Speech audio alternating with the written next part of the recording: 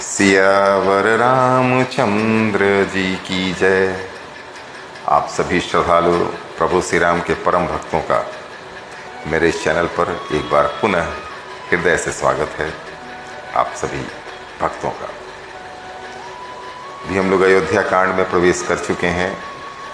प्रभु श्री राम के रास तिलक की बात चल रही है, लेकिन साथ ही साथ मंथरा और कैकेयी की मंत्रणा भी चल रही है कि कैसे इस रास तिलक को रोका जाए।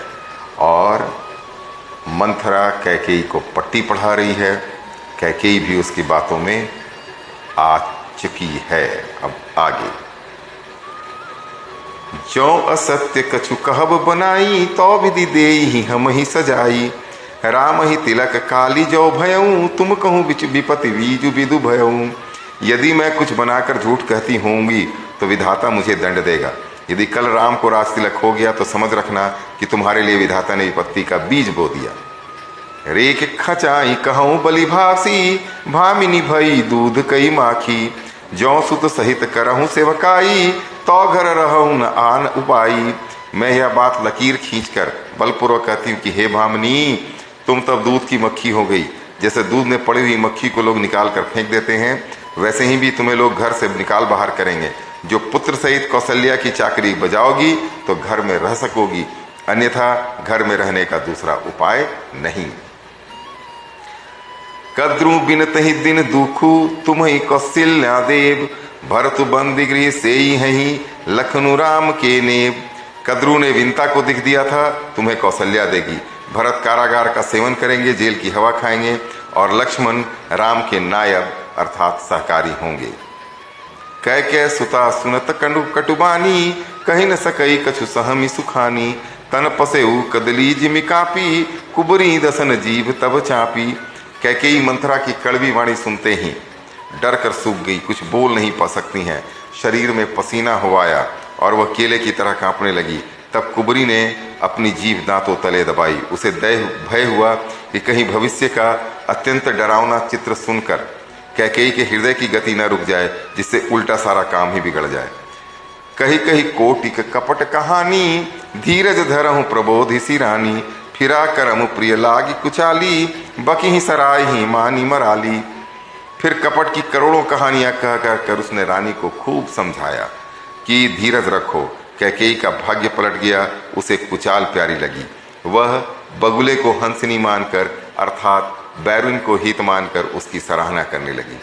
सुनु मंथरा बात फुरी तोरी दाहिने आखिनित फरकई मोरी। दिन प्रति देखऊं राति कुसपने कहूं न तो ही मोह बस अपने। कैकेयी ने कहा, मंथरा सुन, तेरी बात सत्य है। मेरी दाहिनी आंख नित्य फड़का करती है। मैं प्रतिदिन रात को बुरे स्वप्न देखती हूँ, किंतु अपने अज्ञान वस्तु से कहती नहीं। काह कहूँ सखी सूद सुभाऊ दाहिन बाम न जानूं काऊ। सखी क्या करूं, मेरा तो सीधा स्वभाव है, मैं दाया बाया कुछ भी नहीं जानती। अपने चलत न आज लगी अनभल का हुक दिन किन। केही गए गही बार मोही दैय दुसहु दिख दिन। अपने चलते जहां तक मेरा वश चला, मैंने आज तक कभी किसी का बुरा नहीं किया।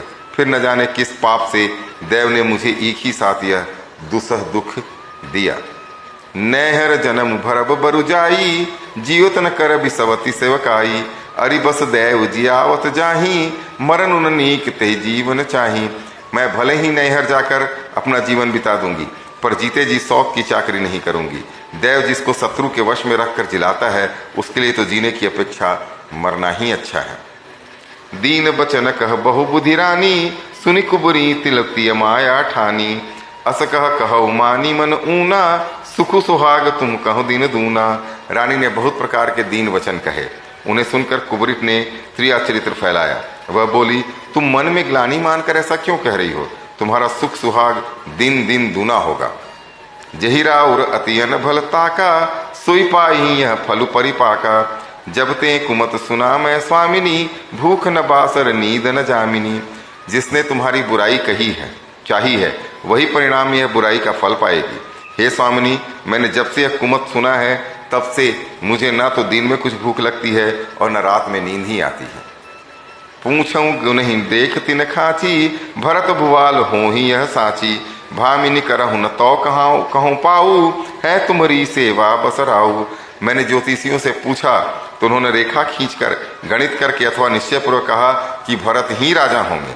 यह सत्य बात है। हे भामिनी, तुम करो तो उपाय मैं बताऊं। राजा तुम्हारी सेवा के वश में है ही। परौ कूप तू बचन पर, सकौ पूत पति त्याग। कहसी मोर दुख देखी बड़, कस न करब हित लाग। मैं तेरे कहने से कुएं में गिर सकती हूँ, पुत्र और पति को भी छोड़ सकती हूँ। जब तू मेरा बड़ा भारी दुख देखकर कुछ कहती है तो भला मैं अपने हित के लिए उसे क्यों न करूंगी। कुबरी करी कबुली कैकेयी, कपट छूरी उर पाहन टेई। लखई न रानी निकट दुख कैसे, चरई हरित तिन बलि पशु जैसे। कुबरी ने कैकेयी को सब तरह से कबूल करवाकर, अर्थात बलि पशु बनाकर, कपट रूपी छुरी को अपने कठोर हृदय रूपी पत्थर पर टेया, उसकी धार को तेज किया।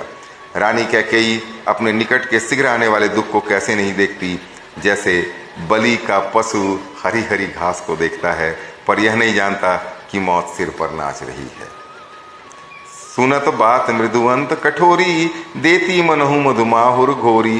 कही चेरी सुधी आई कि नाही, स्वामिनी कहु कथा मोहि पाही। मंथरा की बात सुनने में तो कोमल है पर परिणाम में कठोर है, मानो वह शहद में घोलकर जहर पिला रही हो। दासी कहती है, हे स्वामिनी, तुमने मुझको एक कथा कही थी, उसकी याद है कि नहीं। दुई बरदान भूप सन थाती, मागहूँ आज जुड़ावहूँ छाती। सुतहि राजु राम ही बनमासु, देहि लेहु सब सवति हुलासु। तुम्हारे दो वरदान राजा के पास धरोहर हैं, आज उन्हें राजा से मांगकर अपनी छाती ठंडी करो। पुत्र को राज्य और राम को वनवास दो और सौत का सारा आनंद तुम ले लो। भूपति राम शपथ जब करई, तब माग्यहूँ जेहि बचनु न टरई। होई काजु आजू निस बीते, बचनु मोर प्रिय मानहु जीते।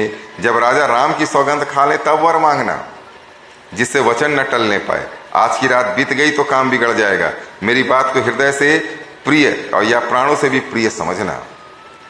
बड़कु घातु करी पातिकिनी, कहे सुकोप गृह जाहु। काजु समारे हूँ सजग सबू, सहसा जनि पतियाहूँ। पापनी मंथरा ने बड़ी बुरी घात लगाकर कहा, कोप भवन में चली जाओ, सब काम बड़ी सावधानी से बनाना, राजा पर सहसा विश्वास न कर लेना, अर्थात उनकी बातों में न आ जाना। कुबर ही रानी माँ प्राण प्रिय जानी, बार बार बई बड़ी बुद्धि बखानी। तो ही समहित न मोर संसारा, बहे जात कई भैसी अघारा। कुबरी को रानी ने प्राणों के समान प्रिय समझकर बार बार उसकी बड़ी बुद्धि का बखान किया और बोली, संसार में मेरा तेरे समान हितकारी और कोई नहीं है। तू मुझ बही जाती हुई के लिए सहारा हुई है। जौ विधि पूर मनोरथ काली, करऊँ तो ही चकपूतरी आली। बहुबुद्धि चेर ही आदर देई, कोप भवन गौनी कैकेयी। यदि विधाता कल मेरा मनोरथ पूरा कर दें तो हे सखी, मैं तुझे आंखों की पुतली बना लूं।